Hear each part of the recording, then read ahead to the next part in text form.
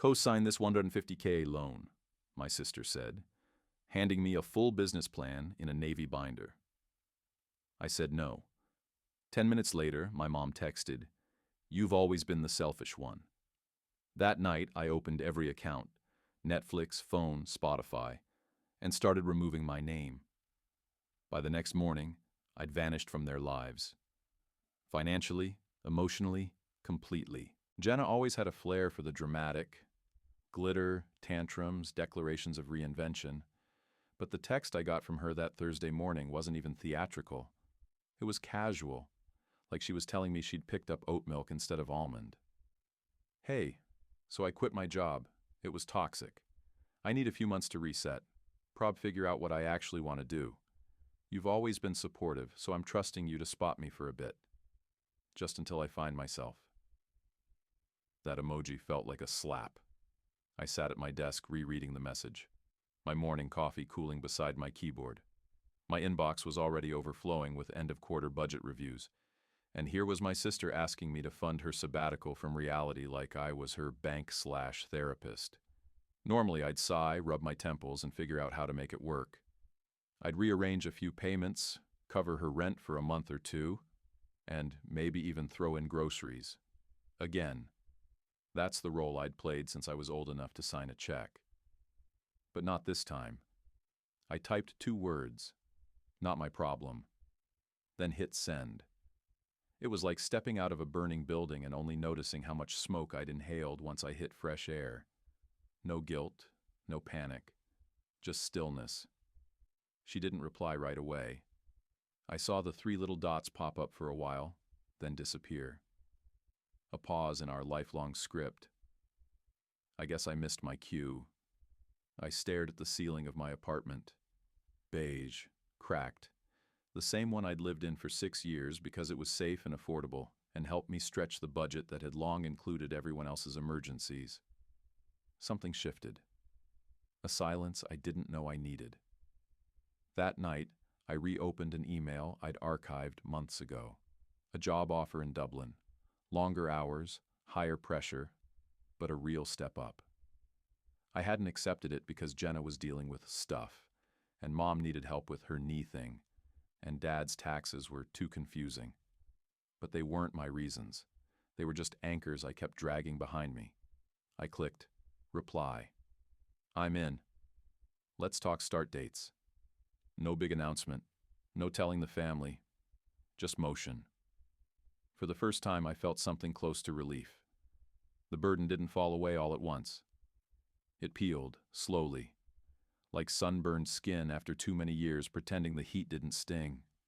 The funny thing is, nobody noticed. Not that night, not the next morning. My phone stayed quiet, which only confirmed something I'd long suspected. I wasn't the favorite. I was just the fallback. Jenna had always been the golden child. Dramatic, chaotic, always forgiven. I was the planner, the helper, the quiet one with such a good head on his shoulders, the one who covered the bill, who left early to do the dishes, who listened, nodded, paid, stayed. But I wasn't bitter. Not yet. Just tired. And a little curious what life might feel like without a permanent overdraft of family obligation. That night, I deleted my budgeting app and started a new spreadsheet. Title, Things I No Longer Pay For. There wasn't one single moment where it all started. No dramatic shift, no betrayal that redefined everything. Just a lifetime of small yeses I barely noticed saying. It started early. I was 11 when I first paid for something that wasn't mine. Jenna had racked up charges on Mom's Amazon account. Cheap makeup, sparkly notebooks, a pink Bluetooth speaker she insisted was essential for mental health. Mom panicked when the bill came, so I offered to use my allowance to help cover it. That became the model. Every time Jenna crashed into something, a fender bender, a parking ticket, a sudden reawakening that led her to quit yet another job, someone else paid for the cleanup, usually me. But no one ever asked out loud. It was just assumed. I made more. I was good with money. I didn't have a family of my own to worry about. These weren't direct quotes. They were more like background music in every family gathering. After that last text, the one where I told Jenna it wasn't my problem, I started writing things down. Not the emotional stuff. That would have been too slippery. Just the raw data. Car insurance for Jenna. 147 month. Had been on my plan for 3 years. Dog vet bills. $780 over 2 years. Why? Because I had the care credit card and Jenna's dog Daisy had chronic ear infections. Groceries. Averaged 120 a month during her last breakup. She'd shop emotionally and then forget to pay me back. Even the little things, like the time I upgraded our Disney Plus account to include her new boyfriend's kid, or the 3 times I covered her half of the family vacation rental because she just needed this break so bad. I'd told myself these were just small things, but they added up, so I added them up. 26 entries in the first hour, some of them going back 5 years. The total stunned me.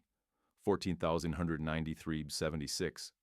And that didn't include emotional labor, the late-night calls, the resume rewrites, the fake job references, the therapy suggestions I researched, so she wouldn't have to. It's not that I resented her needing help. It's that she never once seemed to remember I might too. Mom once said, "She's just wired differently. She needs more support." But I was wired too, just in a way that let me disappear into service without complaint. I looked at the spreadsheet and realized I wasn't tracking money. I was tracking a pattern, one I'd lived in so long it felt like truth. I was the safety net, not because I volunteered, but because I never cut the ropes. That weekend, Jenna texted me a selfie from a farmer's market. She looked radiant, sipping a $9 juice. "You'd love it here. They have vegan empanadas." I didn't respond. Instead, I added empanadas to the spreadsheet under a tab called Emotional Expenses. There were other tabs. Mom, 3 years, of co-pays I'd covered. Dad, his tax preparer's bill, and the Uber rides he swore he'd reimburse me for. Shared accounts, Netflix, Spotify, phone plans, all linked to my cards. Each entry wasn't just a dollar amount. It was a moment I hadn't spoken up. A quiet nod. A deferment of my own needs. I didn't feel angry, not exactly. I felt like someone who just found a hidden leak under their floorboards. Quiet, steady damage, the kind that warps the whole structure while you keep lighting candles upstairs pretending everything smells fine. That Sunday I shared the spreadsheet with no one. But I printed it and placed it in a folder labeled Receipts. Not for revenge, not for guilt-tripping. Just to remind myself next time someone said, "You've always been so generous," that no, I'd just been quiet. The binder was navy blue, with Jenna's name embossed on the cover in gold vinyl. It was thick, laminated, and disturbingly professional. She handed it to me across the table at Mom's house like it was a gift. "Don't open it here," she said, her voice bright and faux casual. "It's just something I'm excited about. I think you'll be excited too." I waited until I got home. Sat at my kitchen counter, glass of wine, binder. Inside was a business plan, a full pitch deck, for a healing and creative space for women. She was calling it The Nest. There were logos, color palettes, a vision statement that included phrases like chakra clarity and emotional alchemy. I skimmed through the pages, feeling a mounting sense of dread. There were estimates for startup costs, renovation projections, equipment purchases, and a cafe concept. She'd included an income projection that had her making $220,000 by year 2. On the last page was a sticky note. "I need you to co-sign the loan, just for credibility. I won't default. Promise." Attached underneath was a draft application for a $150,000 small business loan, my name already typed in the guarantor field. My heart didn't race. I didn't scream. I didn't crumble. I laughed. It was the kind of laugh that comes when you realize just how far someone thinks your loyalty stretches. Not a cruel laugh, more like awe. A quiet, broken applause for the audacity. I called her. Calm voice. No emotion. Jenna, this isn't happening. What do you mean? She asked, like I'd misunderstood. It's not like I'm asking for the money. You'd just be backing it. It makes it legit for the bank. You believe in me, right? I believe in protecting my credit, I said. And my peace. She went silent. Then, the script. You've always supported me. You know I'm trying to do something good, something healing. This is so me, Alex. I didn't argue. I didn't defend. I just repeated, I'm not signing it. Within an hour, the group chat was lit up like a Christmas tree. Mom posted a heartbroken emoji. Dad chimed in with, you know she's trying hard, Alex. Don't crush her spirit. Jenna added, some brother. That night, I opened the receipts folder, typed a new tab, loan attempt, added the binder pitch as an attachment. Then I closed the file, poured another glass of wine, and rewatched the same email from Dublin. My start date was in 4 weeks. The next day, Jenna left a voicemail I didn't answer. I don't even recognize you anymore. Since when are you cold? Since when do you say no like it's easy? She sounded genuinely shocked. And in a way, I got it. I'd been dependable so long it had become part of my name. Alex, the reliable one. Alex, the rock. Alex, the wallet. I used to think boundaries meant slamming doors. Turns out they can sound a lot like silence. I didn't owe Jenna a co-signed loan. I didn't owe her just a signature. I didn't owe my family an explanation. All I owed was what I'd already given.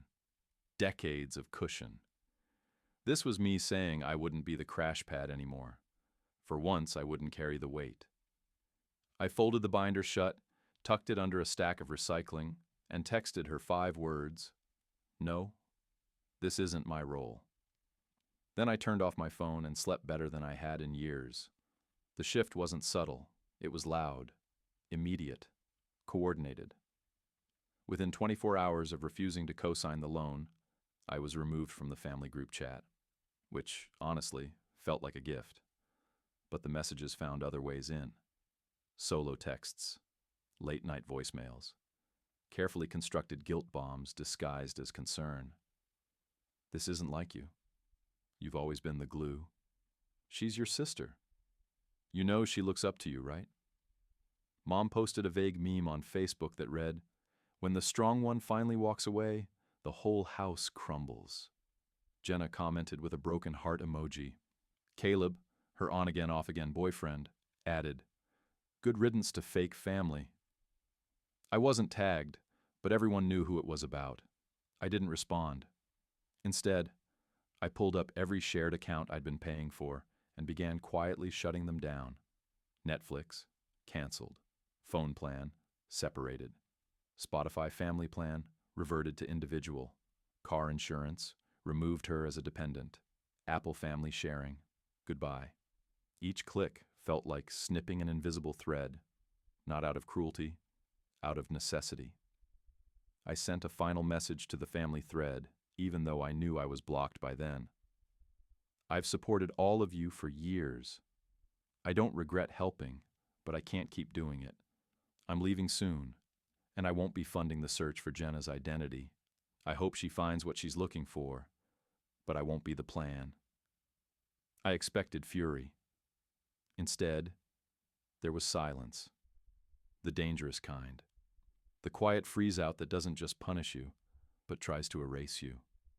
Mom sent a final message directly. You're banned from Thanksgiving. Until you apologize. I stared at it. Thought about how many holidays I'd spent cooking while everyone else drank wine and bickered.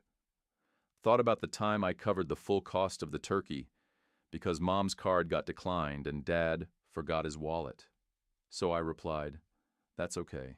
I'm booked that week anyway. And I was. Flights confirmed. Job start date set. Dublin awaited. Every day that week, Jenna sent texts. One was just a photo of Daisy, her dog, looking sad. She misses you. I know you miss her too. That one hurt. Daisy had been my favorite. She used to sleep on my lap during family movie nights. But even that pain didn't outweigh the peace I'd started to feel. Because here's the thing they never understood. Peace isn't loud. It's not a celebration. It's not vindication. It's quiet. Space. A fridge with only your groceries. A bank account that doesn't feel like a communal bowl. I called my credit card company and froze new authorizations. I created new passwords, closed old accounts, shredded backup cards I'd given Jenna years ago.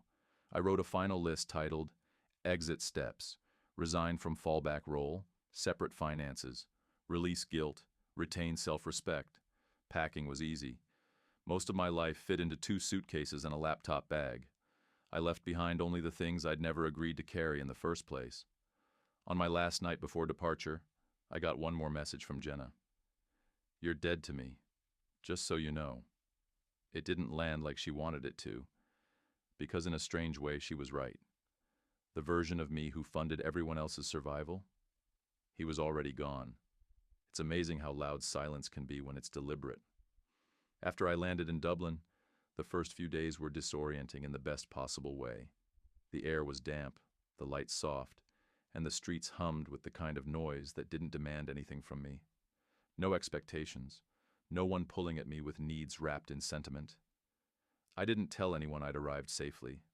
Back home, things were unraveling, or maybe just recalibrating without me. The family group chat buzzed on without my number. Jenna posted cryptic updates like, "Fake people will always expose themselves," and "Energy doesn't lie, even when people do." I knew they were for me. So did anyone paying attention. But here's what they didn't know. I wasn't reading out of obligation anymore. I was reading like someone flipping through an old yearbook, detached, curious, no longer part of the club. Then came the deadline. 2 weeks after I arrived, Jenna texted again. A photo of the binder, the same navy one I'd recycled. Final offer. I found a private lender, but I still need your signature by Friday. Please don't ruin this. I didn't respond. She followed up with an old photo of us as kids, Halloween, 1998. I was dressed as a calculator. She was a fairy princess.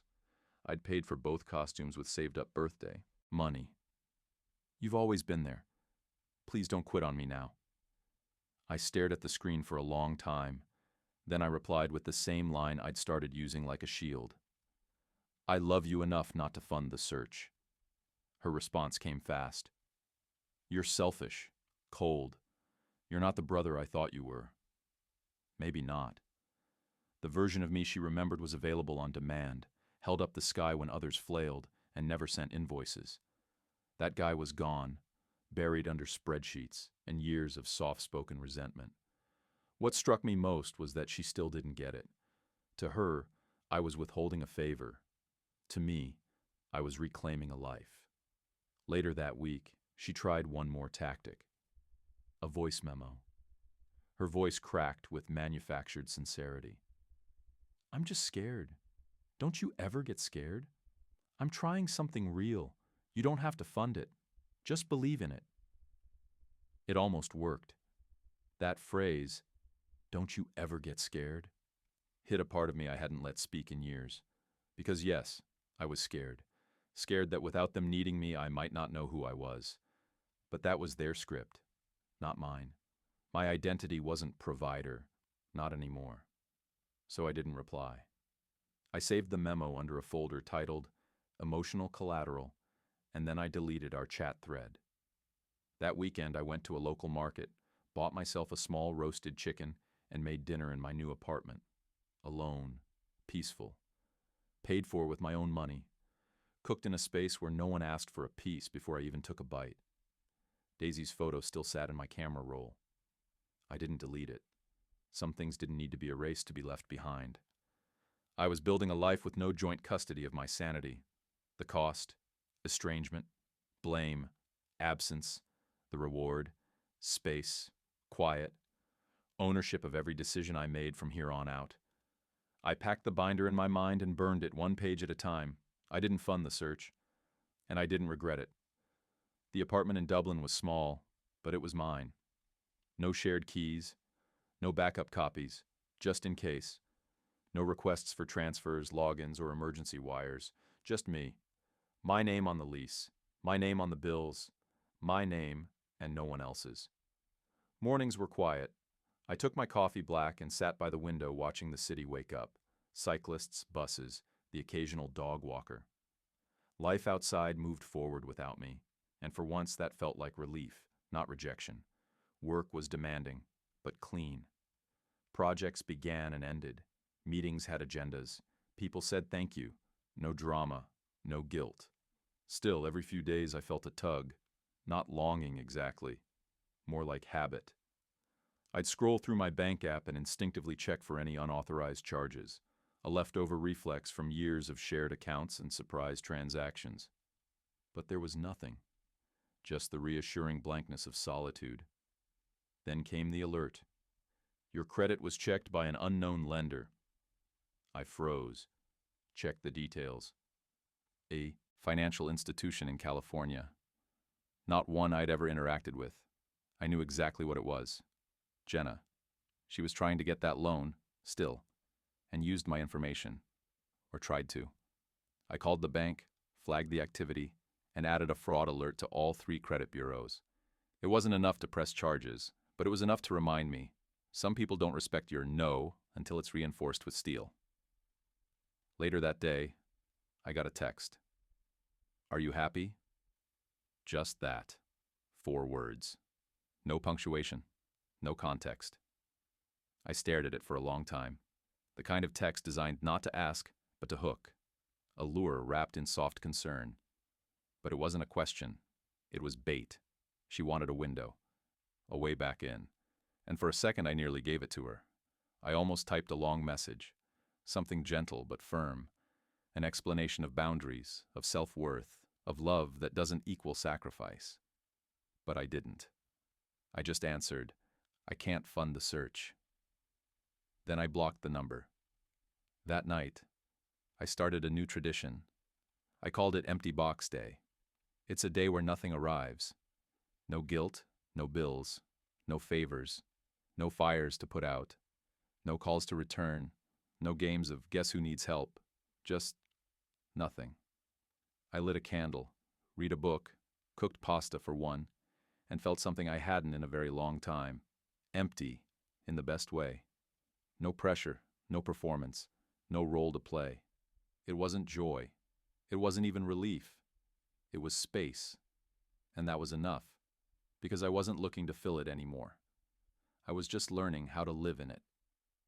Thanksgiving came and went without a single message. No last-minute guilt texts. No blurry photos of pie. No fake nostalgia wrapped in obligation. Just silence. I didn't realize how loud the holidays had always been until this one passed in near total quiet. I spent the evening on a video call with an old college friend who lived in Lisbon. We each made our own meals. He had fish. I had roasted chicken. We toasted across screens with cheap wine. There was no drama, no accusations over who didn't call or who forgot the cranberry sauce. Just laughter and ease. The next morning I opened my old notes app, the one I'd started years ago with passwords, grocery lists, and later, the numbers, the debts, the quiet sacrifices. The first entry still read, things I no longer pay for. Underneath it were dozens of bullet points. Some practical, Jenna's insurance, mom's co-pays, dad's accountant fees, streaming subscriptions, emergency plane tickets. Others were more abstract. Guilt that isn't mine, dreams that aren't mine, apologies for needing space approval.